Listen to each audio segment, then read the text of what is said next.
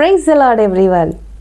ఈరోజు కొన్ని విషయాలు మన ఆత్మీయ ఎదుగుదల కోసం తెలుసుకుందామా? దేవుణ్ణి అనుసరిస్తున్న మనము ప్రతి విషయంలో కూడా ఖచ్చితంగా ఒక ప్రత్యేకమైన స్వభావాన్ని కనపరచాలి. మనలో చాలా మంది అనేక విషయాలకి భయపడుతూ ఉంటారు. అది ఆర్థికంగా పడిపోయినా, ఆరోగ్యంగా క్షీణించినా, కుటుంబంలో ఏదైనా సమస్య వచ్చినా, ఆశించింది వారికి దొరకకపోయినా, నా జీవితం ఏంటో, అసలు ఏమైపోతుందో, ఇక నేను దీని నుంచి ఎలా తేరుకొని బయటికి రావాలా అని చాలా భయపడిపోతూ ఉంటారు. అసలు మనం భయపడొచ్చా? మరి దేవుణ్ణి వెంబడిస్తున్న మనము అనేకమైన ఆత్మీయ విషయాలు నేర్చుకుంటూ విశ్వాసంలో బలపడుతూ మరి భయపడొచ్చా? కొన్ని వాక్యాలు చూద్దాం. భయము గురించి బైబిల్ ఏం చెప్తుందో చూద్దామా? 2వ తిమోతికి రాసిన పత్రిక 1వ అధ్యాయం 7వ వచనం.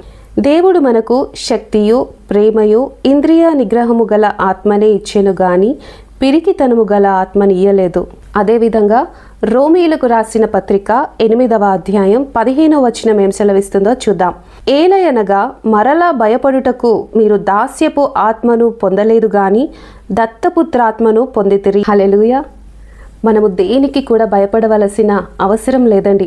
దేవుడు మనకు తోడుగా ఉన్నారు. ఆయన పిరికితనాన్ని మనకి ఇవ్వలేదు, కానీ he gave us sound mind. అంటే మనకి ఇంద్రియ నిగ్రహము కలిగిన ఆత్మనిచ్చాడు. We have controlling power on anything, on every emotion. దేనికి సంబంధించిన భయమైనా మీకు వేస్తున్నట్లయితే కీర్తనకారుడు ఏ రీతిగా ప్రార్థించాడో ఒకసారి చూద్దాము. కీర్తనలు గ్రంథము 56వ అధ్యాయము 3-4 వచనాలు మనం చూసినట్లయితే, నాకు భయము సంభవించు దినమున నిన్ను ఆశ్రయించుచున్నాను.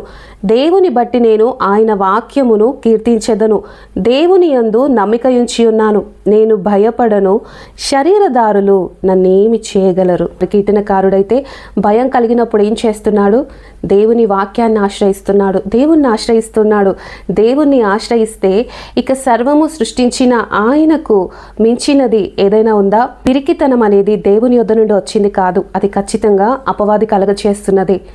మనము ఇంకొక మాటను చూసినట్లయితే ఇర్మీయా గ్రంథము 1వ అధ్యాయం 8వ వచనం సెలవిస్తుంది, వారికి భయపడుకుము, నిన్ను విడిపించుటకు నేను నీకు తోడై ఉన్నాను. ఇదే యెహోవా వాక్కు. మనల్ని ప్రతి సమస్య నుంచి విడిపించడానికి దేవుడు మనకి తోడై ఉన్నప్పుడు ఏ సమస్యకైనా పరిష్కారం ప్రభువే మనకి తోడై ఉన్నాడని మనం గ్రహించే వారంగా ఉండాలి. అదే కదా విశ్వాసం అంటే.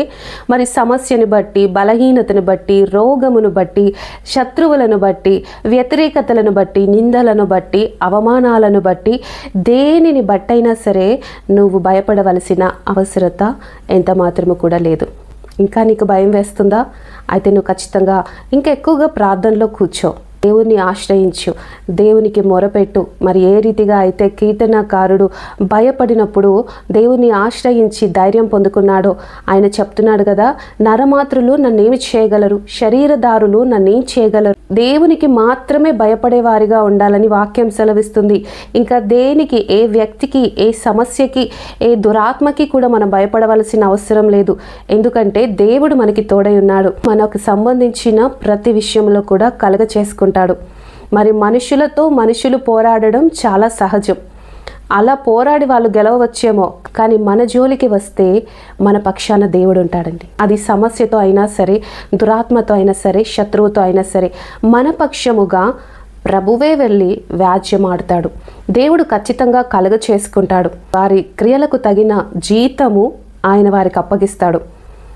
అంత మాత్రమే కాదు, కానీ నిన్ను ముట్టినవాడు నా కనుగుడ్డుని ముట్టిన వానితో సమానుడని ప్రభువాక్యం సెలవిస్తుంది.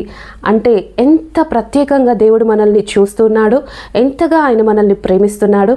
అటువంటి దేవుడు మనకు తోడుగా ఉండగా అసలు మనము ఏ విషయంలో అయినా ఎందుకు భయపడాలి?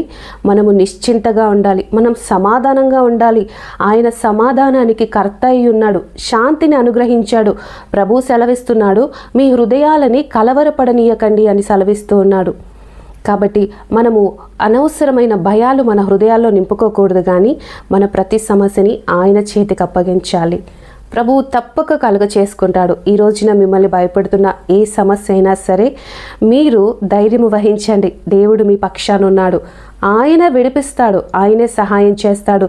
మీ శత్రువులతో ఆయనే యుద్ధము చేస్తాడు. ఖచ్చితంగా ప్రభువు కలుగ చేసుకుంటాడు.